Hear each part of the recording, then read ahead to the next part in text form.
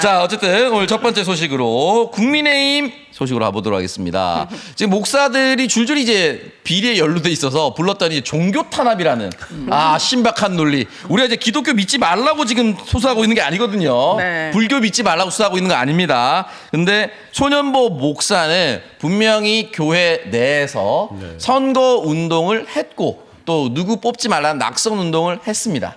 그걸로 지금 잡혀가서 구속된 거거든요. 그렇죠. 전 몰랐는데 이전에 이제 김영춘 전 해수부 장관이 한번 신고를 해서 이전에 그 똑같은 전례가 한번 있더라고요. 두 번째예요, 두 번째 이 사람은. 그렇기 때문에 구속이 됐는데 이 구속을 두고 신박하게 종교 탄압이다. 그래서 장동혁은 종교 탄압을 막는 게 소명이다라고 이야기를 남겼습니다.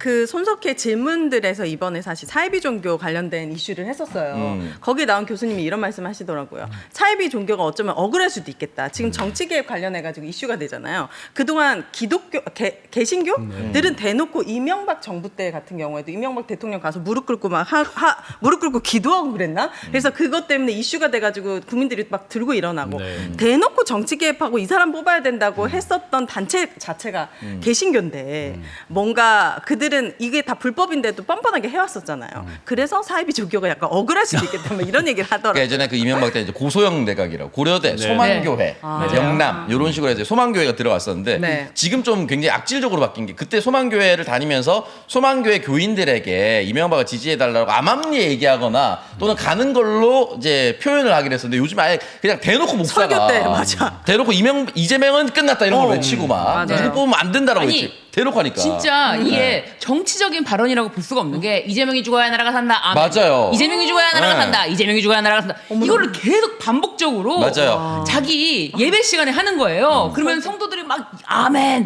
네. 그니까요. 이게 뭡니까? 아니, 아멘 어떻게 안 이럴 하면 또 왜 아멘 안 하십니까라고 해서 또 아멘. 맞아 아멘 안 하려고 진짜요? 뭐라고 했었어.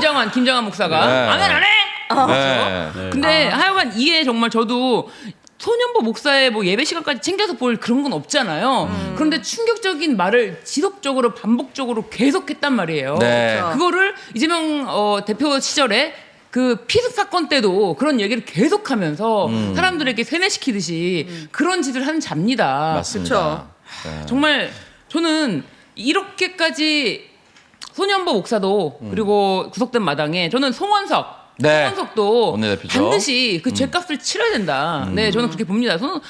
소년보 목사는 뭐 교회 내에서 뭐 이재명 대통령에 대한 그런 패륜적인 발언을 거침없이 쏟아냈다면 네. 송원석은 국회에서 네. 패륜적인 발언을 쏟아낸 자. 제발 그렇게 됐으면 좋겠네. 네. 뭐 이런 식으로 얘기를 했었죠. 저희가 장동혁 대표에 대해서 이렇게 왔다 갔다 하는 거 지난 시간에 이제 저희가 그런 얘기 좀 했었잖아요. 잠시 또 뭐 절연하는 듯한 어떤 언행을 하더니 그 소년보 목사 교회까지 가서 예배를 드린다. 아우. 정말 이게 지금 아직 이제 본격 수사 착수 이런 거 재수사 착수 이런 게 뉴스가 안 나오는데 그 세계롭교회 살인 미수 실어다 준분 뭐 이런 것들 다 지금 나오고 있잖아요.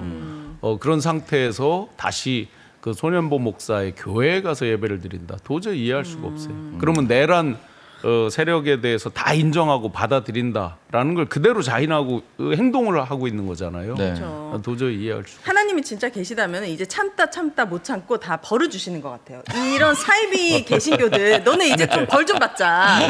설교 때마다 이렇게 악행을 저지르고 네.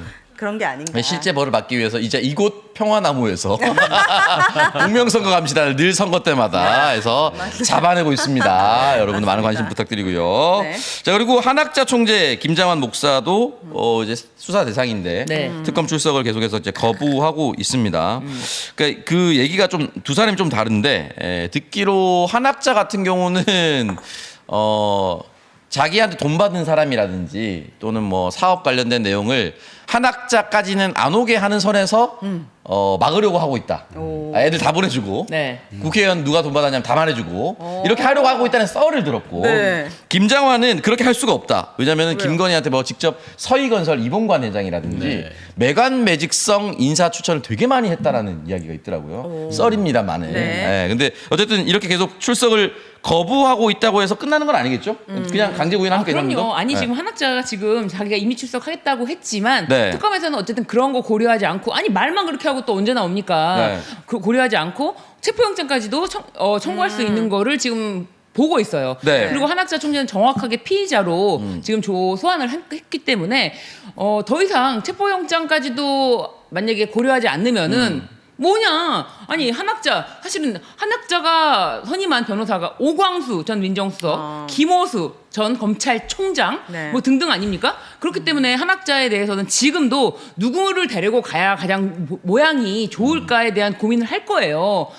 김호수, 오광수 들켰으니 그 들킨 것도 통일교 내부에 제보가 있었단 말이에요. 네, 그런 거를 좀 걸르면서 좀 소문 안 날 사람으로 다시 한번 뭐 라인업 할 수 있는 거고요. 그렇기 때문에 한학자에 대해서 더 이상 봐주거나 사실 한학자 오광수 선임했을 때 오광수랑 만나러 간 적이 있잖아요. 오광수가 특검 만나러 간 적이 있거든요.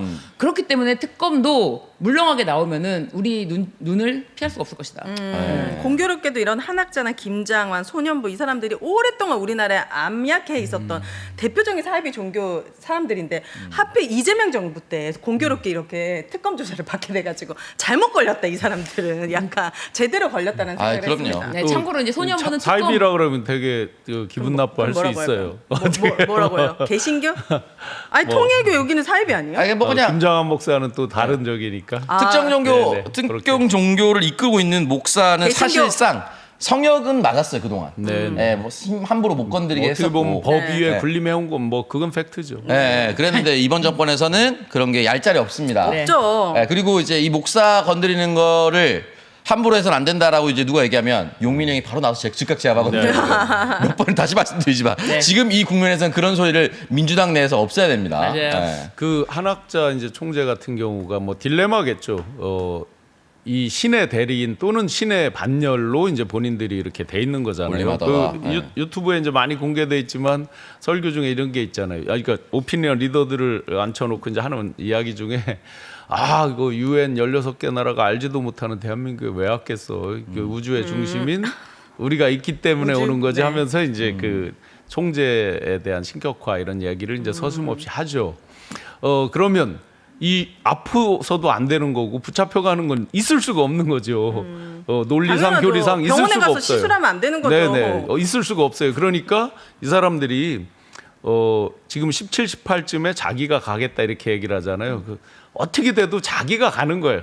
붙잡혀가는 건 있을 수 없는 거예요. 그러니까 지금 굉장한 딜레마죠. 현실에서는 붙잡혀가게 생겼는데 붙잡혀갈 수는 없고 안 간다고 하자니 그러니까 계속 왜 출석 요구된 날 직전에서야 이제 각종 그 핑계를 대잖아요. 뭐 네. 시술을 했다 뭐 했다 하면서 조금씩 요리조리 하다가 특검에서 이제 세게 나오니까 17, 18 중에 알아서 가겠다. 나와야죠. 그래서 나가는 것도 하여튼 알아서 가는 모습을 신도들한테 보여야만 하는 거예요. 저는 그러니까 이 종교 많은 딜레마 비리가 있겠죠. 진짜 나쁘다고 생각하는 게 인간이 되게 힘들고 기대고 싶을 때 종교를 찾는 이거 지금 거잖아요. 무교죠. 무교예요. 네, 죄송합니다.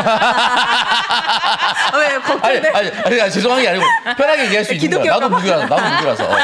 그러니까 인간이 힘들고 네. 인간의 약함과 선함을 악용해서 본인들의 권력을 착취하고 이걸 이용해서 본인들의 사익을 추구하는 네, 거잖아요. 네. 그래서 저는 이 종교 비리가 너무 나쁘다고 생각하는 거예요. 맞아요. 예. 그래서 어쨌든 종교가 가지고 있는 역할은 저는 분명히 있다고 생각을 하고요. 선한 영역이 있죠. 분명히. 네, 근데 그런데 분명히 이제 이렇게 법 위에 군림하고 이런 건 도저히 안 되는 법 위에 거고. 군림해서도 안 되고 정치와 결탁을 해서도 안 그럼요. 되는. 네, 정교일치 나라가 아니잖아요. 그렇습니다. 우리가. 그런데 이들이 네. 추구하는 건 마치 정교일치점 실제 교리 중에 정교일치라는 걸 하고 있잖아요. 네, 맞아요. 말이 안 되는 거죠. 네. 그래서 국가 예산에도 개입을 하고 있으니까 이번 기회에 잘못된 부분 뿌리를 뽑았으면 좋겠다라고 말씀을 드리고 싶고요.